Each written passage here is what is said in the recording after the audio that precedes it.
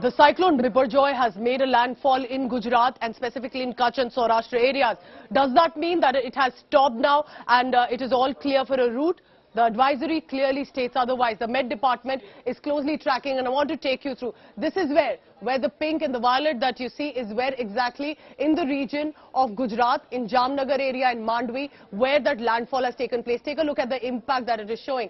What does this mean hereafter? This is to help you understand about where the path will go now of the cyclone. Take a look at this. It's heading toward Rajasthan. So it has made a landfall in Gujarat, but the cyclone, even with a weakened speed, is heading toward Rajasthan area. This is Jodhpur, where it is likely to make an impact as well. We are being told tomorrow. This is the current data we are showing you, and it will then go ahead towards other areas. And this, of course, with a weakened speed, of course, but the impact could continue to be shown from Rajasthan toward areas of Uttar Pradesh, where it will then move forward. So it is an advisory for us to help understand. This was the path that it had taken, Cyclone Biparjoy, from the Arabian Sea, where it had originated and developed on the June 6th, making a landfall here in the border areas also with regard to Pakistan, and then heading toward Rajasthan. Let's take a look at ground reports coming in from Gujarat. Cyclone pass हो चुका है इस इलाके से, लेकिन उसका असर जहां पर दिख रहा है वो सबसे ज्यादा लो लाइन इलाकों में। हम मांडवी सड़क से आगे की ओर बढ़ रहे हैं। ये आप देख रहे हैं, सड़कों के किनारे जितनी भी दुकानें हैं वो सब तहस नहस हो गई हैं। पेड़ जो बचे हुए थे, ज्यादातर पेड़ गिर चुके हैं, बिजली के खंभे टूट चुके हैं। सड़क के दोनों तरफ की जो दुकानें हैं वो तिनके की तरह ढेर हो गई हैं। और अब जो निचले इलाके हैं, लगातार रात की हो रही बरसात के बाद यहाँ पर सिर्फ और सिर्फ जल जमाव है। और वो इस कदर है कि अगर रास्तों पर कोई निकले और उसे पता ना चले कि यहाँ मैनहोल भी है, तो आप समझ सकते हैं कि कितनी बड़ी घटना हो सकती है। हालांकि कल तक जो बरसात थी वो इंटरमिटेंट थी, लेकिन रात के बाद जो बरसात है वो इतनी तेज है कि इसका सामना हवा के साथ करना बेहद मुश्किल है। एक तो तेज रफ्तार की हवा और ऊपर से ये मूसलाधार बारिश। और यही होता है साइक्लोन का असर, जब वो तटीय इलाके से टकराता है तो अपने साथ मूसलाधार बारिश लेकर के आता है। हम आपको ये बोर्डिंग एक स्कूल है और स्कूल में ले जाने की कोशिश करते हैं, दिखाते हैं आपको कि निचले इलाकों में इस बरसात के चलते क्या हुआ है।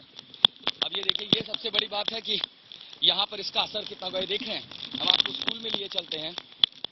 हालांकि थोड़ा यहाँ पर सावधानी जरूरी है, क्योंकि संभवतः आगे मैनहोल ना हो कोई, लेकिन चूंकि ये मुख्य द्वार है इसलिए ये अज्यूम कर सकते हैं कि साफ है। आप देखिए, ये स्कूल का पूरा मैदान है जो पूरी तरह से सबमर्ज है, यानी ये जलमग्न हो चुका है। जाहिर है इसीलिए छुट्टियां की गई थी ताकि बच्चे इन इलाकों पर ना आए। आप देख रहे हैं, ये पूरा मैदान अब इस समय जलमग्न हो चुका है और यहाँ पर आगे कुछ नहीं है। और ऐसी ही तस्वीरें लगभग सब तमाम लो लाइन इलाकों में आपको देखने को मिलेंगी, जहाँ नुकसान संपत्ति का ज्यादा हुआ है। यहाँ पर आप देखिए, बिजली के खंभे और साथ ही जो बैनर पोस्टर फ्लेक्स लगे होते सब कुछ तिनके की तरह उड़ गए। आप देख रहे हैं, सारी गाड़ियां जलमग्न। हालांकि मुझे एक महिला वहां पर दिखाई दे रही है। कोशिश करते हैं कि अगर वो वहां से निकलना चाहे तो हम उन्हें निकाल सकते हैं। यहाँ थोड़ा पानी गहरा होना शुरू हो गया है, हम थोड़ा आगे जा सकते हैं। यहाँ पर पानी लगभग 1 से 1.5 फीट है। वहां पर देखिए, एक महिला दिखाई दे रही है हमें, और जो मोटरसाइकिल गाड़ियां, कुछ और लोग भी इस ब्लॉक में, उनके घरों में पानी आ चुका है। आइए थोड़ा सा आगे आइए, इसी रास्ते पर सीधे। क्योंकि ये सोसाइटी का इलाका है, संभवतः थोड़ा सुरक्षित होगा। बस हम कोशिश कर रहे हैं यहाँ तक पहुँचने की। आप देख रहे हैं, ये लगभग बाढ़ जैसी स्थिति हो गई है मांडवी में, और लोगों के घरों में पानी जा चुका है। मांडवी का जो रिहायशी इलाका है, यहाँ लोगों के घरों में इस समय पानी है।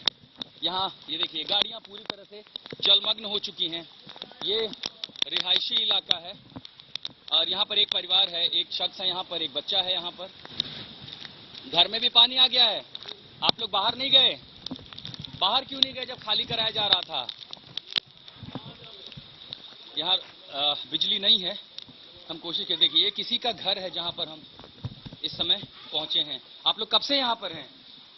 मैं तो, मेरा तो गाड़ी है। तो आप निकले क्यों नहीं यहाँ से? आप लेने आए लोगों को? ये देखिए, हम एक सेकंड हटिएगा, ये किसी का घर है। ये देख रहे हैं, अगर ये घर पर ये सीमेंट का ये इतना बड़ा हिस्सा ना लगाया होता तो संभवतः पानी घर में जा चुका होता। अच्छा, घर में पहले ही पानी है, वहाँ सब कुछ जो है भीगा हुआ है। में से निकला, घर में से निकला अंदर से। अच्छा, ये नीचे से पानी आया है? नीचे से पानी आया है। तो आप लोग निकले क्यों नहीं, गए क्यों नहीं सुरक्षित? 2 साल से रह रहे, लेकिन ऐसा पहले से प्रोटेक्शन किया हुआ है। 2 2 साल से रह रहे, लेकिन ये बाढ़ नहीं तो पता था ना साइक्लोन, और साइक्लोन अपने साथ क्या लेकर के आएगा। वैसे लेकिन सामान भी जरूर थोड़ा ऐसा करके रखा है। मेरा है, मैं थोड़ा अपर्चर खोलने की जरूरत पड़ेगी। मैं चाहूंगा एक बार यहाँ देखने की कोशिश करें कि देखिए यहाँ पर सिर्फ और सिर्फ पानी है, घर का सारा सामान जो है वो जलमग्न हो चुका है। और पीछे ये देखिए वहां भी एक महिला, यहाँ कुछ लोग हैं, संभवतः अगर प्रशासन कॉग्निजेंस ले रहा है इस रिपोर्ट की तो वो कोशिश करे कि यहाँ पर रेस्क्यू बोट या लोगों को भेज करके इन लोगों को यहाँ से सुरक्षित निकालने की जरूरत है, क्योंकि जिनके घरों में पानी की ऐसे देखिए इस तरह की दीवारें बनाई हैं, वहां भी कंक्रीट का स्ट्रक्चर पानी नहीं रोक पाया है। बिजली की कटौती शायद इसीलिए की गई थी कि बहुत ज्यादा नुकसान ना हो।